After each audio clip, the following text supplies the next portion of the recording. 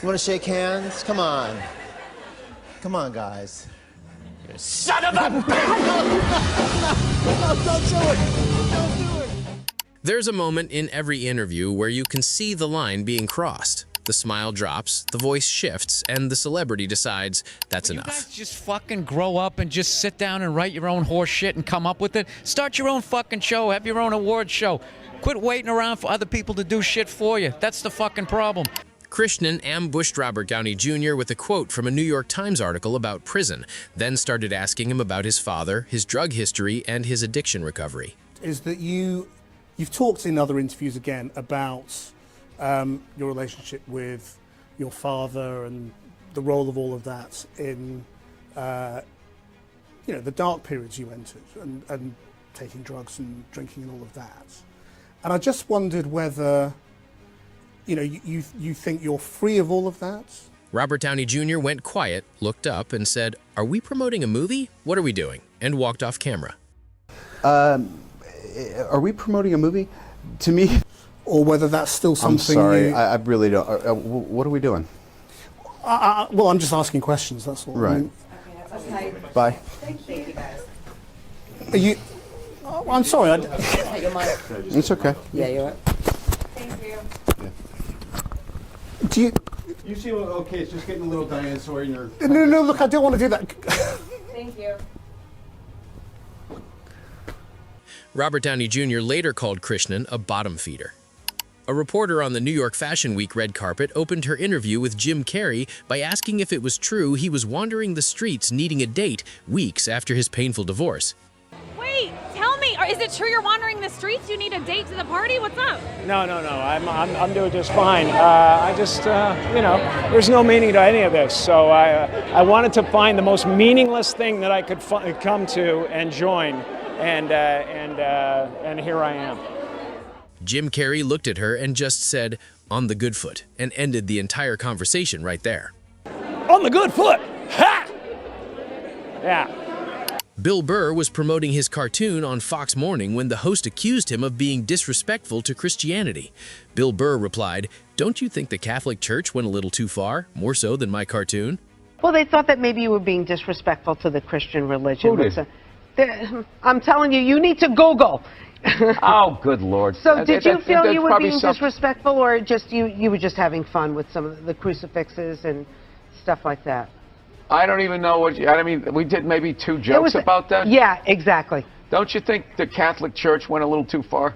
Then, on Kill Tony, Bill Burr took 1 minute to spot how Tony Hinchcliffe was setting up amateur comedians to fail and called the entire format brutal on air. I was not reporting my income to them, and I was getting, inflated benefits.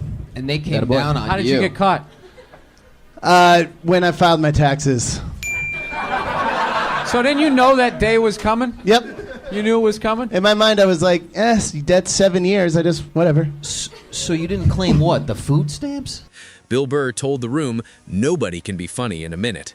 Nobody can be funny in a minute. It's Oh, yeah. stupid. Oh, no, it happened. Fucking 2 seconds. Real no, bullet fuck there. this. You don't even... A reporter asked Tom Hardy at the Mad Max press junket if while reading the script he ever thought there were too many women in it. Mad Maxine, over here. I have a question for Tom Hardy. Tom, I'll preface my remarks by saying that I have 5 sisters, a wife, a daughter, and a mother, so I know what it's like to be outgunned by estrogen. But I just wanted to ask you, as you were reading the script, did you ever think, why are all these women in here? I thought this was supposed to be a man's movie. Tom Hardy looked at him and said, "No, not for 1 minute." No. Not for 1 minute. The reporter asked why not. Tom Hardy replied, "That's kind of obvious." That's kind of obvious. But but also in reference to the concept of having a script, that would have been nice. A reporter kept interrogating Anne Hathaway about her diet and workouts and what regimen she had used to get into shape for the Dark Knight Rises catsuit. Is there a certain regimen you put yourself through in terms of the diet, the workout? What is the feline fitness regime? A lot. It's all the boring stuff that no one ever wants to do. It's just watch what you eat and get yourself to the gym. Any particular Are workout? you trying to lose weight? Well, What's the deal, man? You look great. No. No, seriously. We have to thank talk you. about this. Anne Hathaway finally cut him off and said, "What do you want? Are you trying to fit into a catsuit?" What? What do you want? Are you trying to fit into a catsuit? I might be. You are? Oh, okay. Well, Secret's out. it's going to take about 10 months. Yeah. At least it did for me. A gotcha journalist handed Gordon Ramsay a photo of an allegedly unsatisfactory steak from his restaurant and demanded Gordon Ramsay defend it on camera. It's really weird for you to give me a piece of paper, and when you say, am I satisfied that it's a good steak, you have to be a little bit more honest with me on that one. What are you trying to get at, mate? I mean, honestly, if you had a bad experience in my restaurant, why didn't you say anything at the time? Gordon Ramsay looked at the photo and said, "You ordered the steak well done. You're never going to identify the quality of beef when it's well cooked." Now, whatever quality of beef it is, it's gone past any form of taste when you've cooked it well done. So you present me with a picture, God bless you, and you say, is that right? I don't eat steak well done. That's your prerogative because you're the customer. But unfortunately, you're never going to identify the quality of a beef when the steak is well cooked. Gordon Ramsay then handed the paper back and said, "I'm sorry to piss on your bonfire, but it's a stupid question." So, I'm really sorry to piss on your bonfire, but it's a bit of a stupid question. Thank you. Can I give you a paper back? A reporter cornered Bill Burr trying to get a controversial soundbite about Luigi Mangione. Tell us about your reaction to Luigi Mangione. I was reading up, that perhaps you've been supportive of what he did. What is your take on that? Bill Burr said, "I'm not going to have some controversial moment so you can get clicks. I went to summer school 3 out of 4 years. I'm not qualified to talk about this."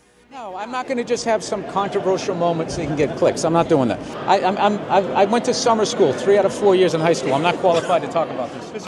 Then a second reporter tried the exact same thing about Elon Musk. You said about Elon that he was ruining Earth, I saw on The View. You're critical of him. What do you think of all the boycotts? Bill Burr told her, "You guys used to have balls. You need to get them back." You guys used to have balls. You need to get your balls back. A reporter at the Fences press tour asked Denzel Washington if he had voted for in the presidential election. Well, that was a question. Who you wound up supporting in the election, presidential election? Denzel Washington said, "None of your business." It's none of your business. None of my business? None of your business. The same reporter then pushed him about a fake news story. Denzel Washington turned it into a masterclass on journalism. Denzel Washington said, "If you don't read the newspaper, you're uninformed. If you do read it, you're misinformed." There's been a lot of buzz about this fake news. You were the subject of a fake news story. Oh, yeah, what'd they say? I was running for president? No, I you voted. were running- No, what'd they say? You switched your support. I switched, from Hillary to yeah. Trump. What do you make of all the fake news and it affects If you don't read the newspaper, you're uninformed. If you do read it, you're misinformed. Andrew Schultz crossed a line on the Flagrant podcast, mocking his Indian co-host Akash to his face about Indians milking wheelchairs on planes. Akash told him, "Come on, buddy, calm down." Schultz mocked him back. "Oh yeah? When do we play beer pong?" Akash looked at him and said, No, you don't want to die." The room went silent. Then Andrew and I just kind of focused more on comedy and then just talking about whatever. And the idea was, if we're trying to be funny, it's okay. That's the ethos of the podcast. Yeah. The sensitivity and stuff, we get it, but if we're trying to be funny, it's okay. At the 2022 Vanity Fair Oscars party, a reporter walked up to Tiffany Haddish and asked her about her, quote, costume change. Did you do a little costume change? Tiffany Haddish fired back instantly, "I'm not wearing a costume. I'm wearing Dolce & Gabbana. It's called an evening gown, darling." I'm not wearing a costume. I'm wearing Dolce & Gabbana. It's called an evening gown, darling. Tiffany Haddish added, "This is not an acting gig. This is my life. This is what fame looks like." You look gorgeous. This is not an acting gig. This is my life. This what fame look like. This what success look like. This what money look like. This what it look like. It's what it look like. A reporter asked Denzel Washington if his character in Fences failed at baseball because of racial discrimination. But because of that, he ended up a garbage collector. And perhaps this self-destructiveness, was it caused by racial discrimination? And is that the effect of racial discrimination? Denzel Washington stopped him cold and said, "Maybe he just wasn't good enough. It's so easy to say it's because of racism. Maybe you weren't good enough." on people. Here's the thing you got to remember. When you talk about racial and you talk about discrimination, maybe, what if he just wasn't good enough? See, it's so easy to just say, oh, it's because of this. It's because of racism. Or I didn't get the job because of that. Maybe you weren't good enough. A reporter asked Bill Burr the loaded question, can women be funny? Can women be funny? Bill Burr said, yeah, of course. Will you all just grow up, sit down, and write your own stuff? Quit waiting around for other people to do it for you. Yeah, of course. Will you guys just fucking grow up and just sit down and write your own horse shit and come up with it? Start your own fucking show. Have your own award show. Quit waiting around for other people to do shit for you. That's the fucking problem. Bill Burr added, when was the last time you went on stage and killed so hard the person after you bombed? Well, when was the last time you went on stage and you killed so hard the person after you bombed? If you're fucking doing that on a regular basis, people are gonna notice regardless of what you have between your legs. Yep. All right? Thank you, and God bless. A reporter pushed Ronda Rousey on the gender wage gap during a press conference for her upcoming UFC fight. We've got quite a large pay dispute happening with our Australian women's soccer team at the moment. Is it frustrating for you as someone who's so prominent in your sport, and we heard you say on the Ellen show the other day you are the richest fighter in UFC, that sort of thing is still going on?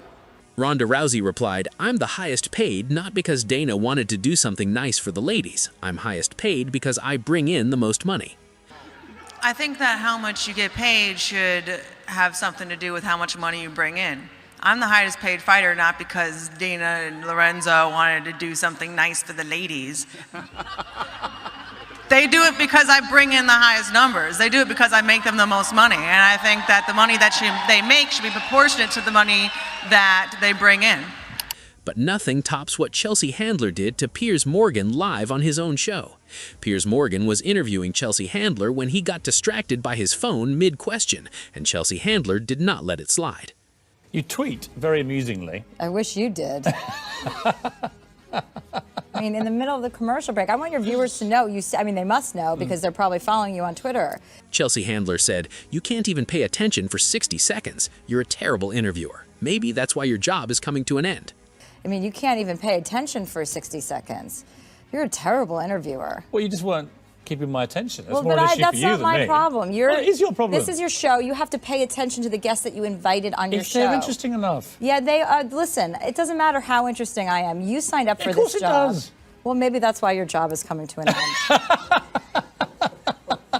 Piers Morgan tried to ask her one final softball question. If she could repeat any moment, what would it be? Chelsea Handler said, spending this hour differently. I can give you one moment back in your life to repeat right now. What would you choose? It would be spending this hour differently.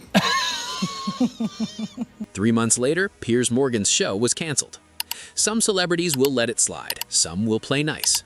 And some, the second the line is crossed, will end it right there.